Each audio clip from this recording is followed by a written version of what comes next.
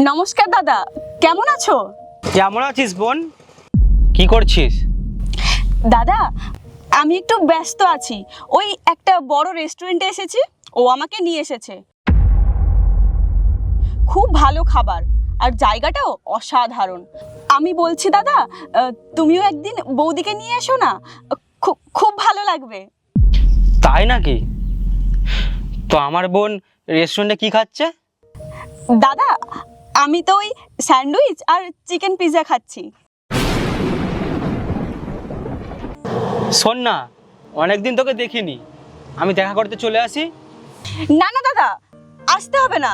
আরে ও তো কালকেই বিজনেস ট্রিপে বাইরে যাবে, আর ওখান থেকে এলে আমরা না কাশ্মীর ঘুরতে যাব। তুমি এলে বেকার বেকার বাড়িটা ফাঁকাই থাকবে। একটা কাজ করব, আমি ঘুরে এলে তোমাদের বাড়িতেই চলে যাব।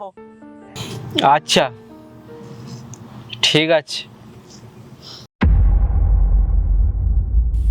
আর কতদিন তুমি এইভাবে মিথ্যা কথা বলবে বলো? নিজের দাদাকে, নিজের বাবাকে সত্যি কথাটা বলে দাও না। যদি আমি দাদাকে বলেই দিই, তাহলে তো দাদা বাবা আমাকে সাহায্য করতে চলে আসবে। আর তুমি তো এইসব সাহায্য নেবে না, কারণ তুমি খুব আত্মসম্মানী। ছাড়ো, এসব কথা বাদ দাও, খাওয়া যাক।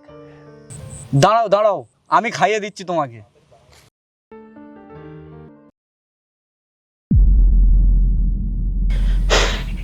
আমার ছোট বোনটা আজকে অনেক বড় হয়ে গেছে।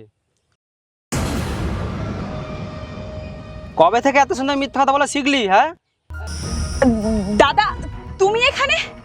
কি করে জানলাম? তুই যখন ফোনে বলছিলিস না রেস্টুরেন্টে বসে খাচ্ছি, তখন আমি সামনে দাঁড়িয়েছিলাম, সব দেখেছি। মানে এখানে এগুলো কেন সহ্য করছিস আমি তো কিছু বুঝতে পারছি না। দাদা, এগুলো তো বাবা মার শিক্ষা। তারা শিখিয়েছে মেয়েদের একবার বিয়ে হয়ে গেলে ওদের শ্বশুর বাড়িটাই নিজের বাড়ি হয়ে যায়। আচ্ছা দাদা, আমাকে একটা কথা বলো, কালকে যদি তোমার সাথে এরম হয়, বৌদি কি তোমাকে ছেড়ে চলে যাবে?